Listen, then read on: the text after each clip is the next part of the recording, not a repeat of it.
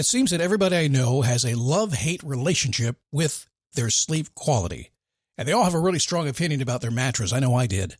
Helix Sleep is my sponsor today, and my strong opinion is I love my Helix. I track my sleep. Do you? I was not getting enough deep sleep, the kind that restores your body. My wife says I was just a grumpy old man. I said, no, it's my mattress. And I was right, because it changed when I got my Helix Sleep mattress.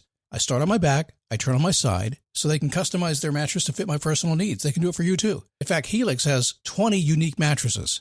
By the way, I up my deep sleep from 30 minutes to over 2 hours, and I put an end to that tossing and turning. It's awesome. Free shipping, 120-night sleep trial, limited lifetime warranty, and the Happy with Helix guarantee with seamless returns and exchanges. Go to helixsleep.com/dailyboost for 20% off site-wide, 25% off Luxe mattresses, 30% off Elite mattresses. That's helixsleep.com/dailyboost for 20% off site-wide, 25% off Luxe mattresses, and 30% off Elite mattresses. Make sure you enter our show name after checkout so they know we sent you. helixsleep.com/dailyboost. You might have heard that live shopping is exploding, and I have to tell you, I have been on Whatnot for a couple of weeks now, and I see why it is. Now, Whatnot is my sponsor, and they are the reason I got on the platform and checked it out. I'm glad they did. They made it easy for me. I'm going to make it easy for you. I love it. Whatnot is where you get great products without paying full price. It's that simple. I'm hooked on their live shows, too. You got to see them. They're so much fun. And I see why Whatnot has climbed to the top of the App Store. And listen, if you're selling online, or maybe you have a storefront, and you're hoping people will find your listing or maybe walk in your store, Whatnot flips that, because on Whatnot, you go live and you sell directly to people in real time. And I may admit, although you didn't hear from me, I may have picked up a couple of power tools or so in the past couple of days. I'm just saying. Whatnot, it's the largest dedicated live shopping platform with beauty, collectibles, electronics, luxury, fashion, even cookies, and anyone can sell. In fact, people who sell on Whatnot sell 10 times as much as any other major marketplace. That's because you're not just listing products, you're building real connections with buyers. So whether you're shopping or you're selling, download the Whatnot app today and get free shipping on your first order. Just search WHATNOT, Whatnot, in the App Store and start scoring amazing deals.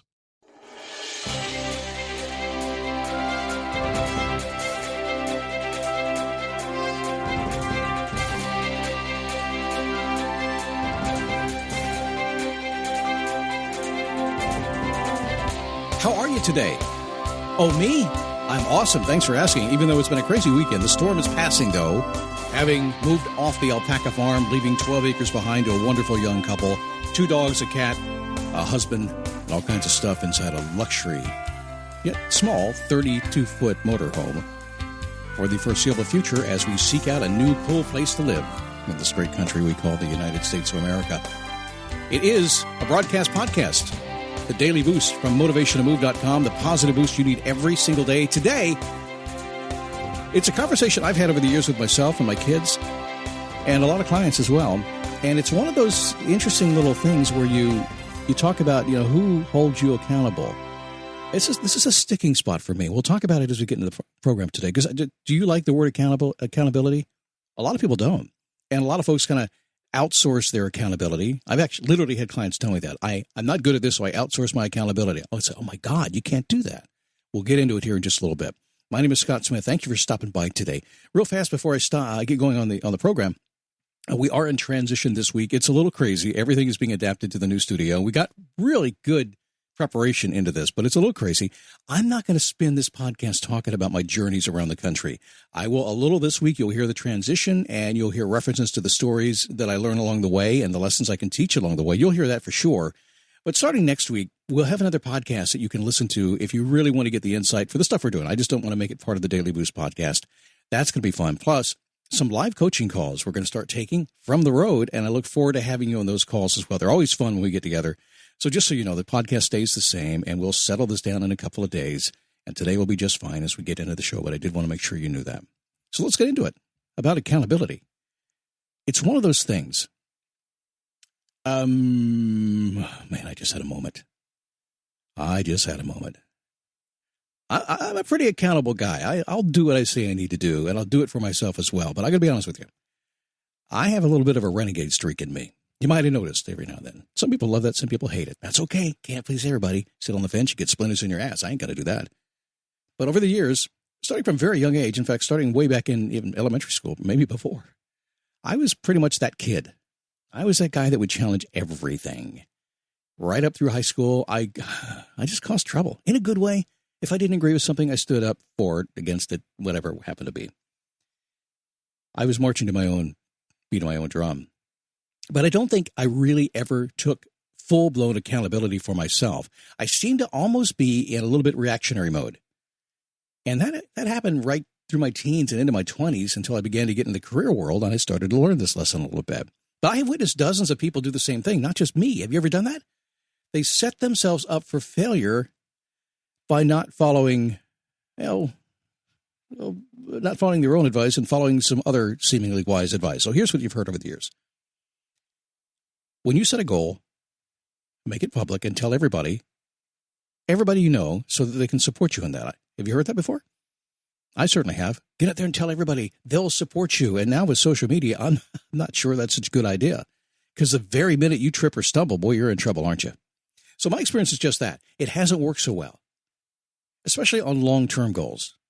So the reason is that anybody outside my close relationship who doesn't know me well enough to really understand me and understand why I'm doing what I'm doing, it's real challenging for them to support me in a very meaningful way. And I used to think they would do that. When I was younger, I thought, well, why aren't they supporting me? What's going on here?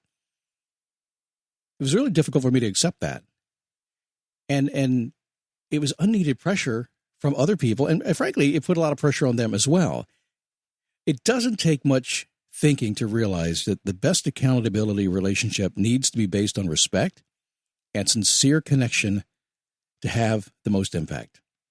It just has to. So if you don't respect somebody, if you don't have a sincere connection, if somebody trying to hold you accountable, you're just going to poo-poo it like I did in my early years. Crowdsourcing your accountability, that's a scary thing to do. And there's no need to do it when you only need two people to keep yourself on track. Now, two people. Who are those two people? Who are they going to be? Well, it depends, I guess, on how you look at it, but we'll get to that real fast here. The first partner is the one who listens to you the most. You. You. Accepting responsibility for your accountability is the most powerful skill you own. It's amazing how many people don't do that these days. And like I said, you see a lot on social media. You see it all over the news. You see it everywhere. People just don't want to be accountable for what they did. Or somebody else is doing something to them and they want to blame it on them. They don't want to take responsibility. They don't want to own up and go, okay. See, that's how I look at things. I think that's how most people who kind of level out in life a little bit look at it. The world is not going to be the happy, cheery, unicorn and rainbow place you'd like it to be. It is most days. I think you can see it that way. I think it happens. But the world is filled with challenges. Stuff is going to happen to you. And ultimately, at the end of the day, everything, how you feel, how you act, all the stuff you do, it comes down to you. And so when you decide, like I did so many years ago, that, I guess the buck does stop with me. I guess I am responsible. Nobody has to hold me accountable. I'm going to do what I say I'm going to do. But there's a problem with that. There's a problem. See, and you have the same issue, by the way. You do. I know you too well. I have met you, and you, and you, and you, and you. Maybe not you specifically, but somebody just like you. And yeah, there's somebody just like you just about every place. There's people. I think there's only like 8 different kinds of people in this world, maybe 7. You are the boss of you. You know that little voice inside your head's telling you what to do, right? And you know what you should be doing, and you probably know what you shouldn't be doing. And you can have the conversation with yourself, but then when it gets right down to doing it, you don't always listen to yourself, do you? If you're like me, it's like, oh, Liz, I'm the boss of me, Scott. I don't have to do what I tell myself to do. And you know what? I'm right. You're the same way. You're the boss of you. You can tell yourself you want to do something, you want to set a goal, you want to go after it, you want to, whatever it happens to be for you, it doesn't really matter. You can decide exactly what you want to do, and you can change your mind. How do I know that? You've done it all the time, haven't you? You do it all the time. That's how it is. So that's where this gets, in my view, pretty complicated. You need somebody else to trust. You, and you trust them. Somebody you respect, and somebody who's willing to call you out on your stuff. And once they agree, let them do their job.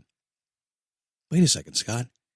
You just told me I need to be the boss of me. I need to hold myself accountable. I did. I want you to do that. You're ultimately accountable for that. But on the other hand, I have noticed over the years, always the best possible place is when you have somebody that you really, really trust and really respect.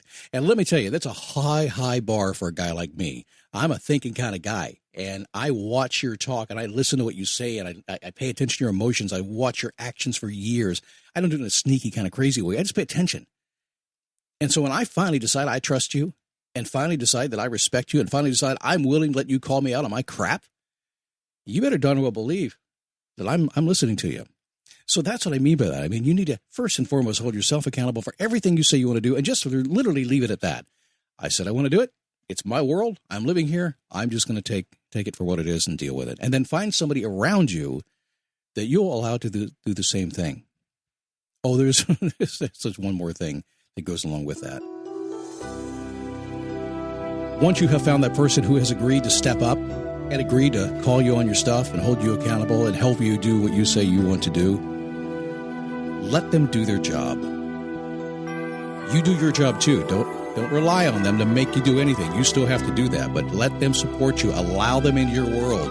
Become, if I may, vulnerable. And you'll see amazing things will happen to you as time goes on. First lesson learned, be accountable. Second lesson, find somebody that you love, somebody you respect, somebody who will help you out, and somebody who will get in your world, and you will let them in your world to help you do what you want to do.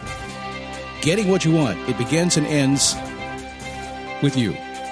But having an accountability partner is a great way to keep you on track when it gets messy in the middle. But do not forget the number one lesson of this program.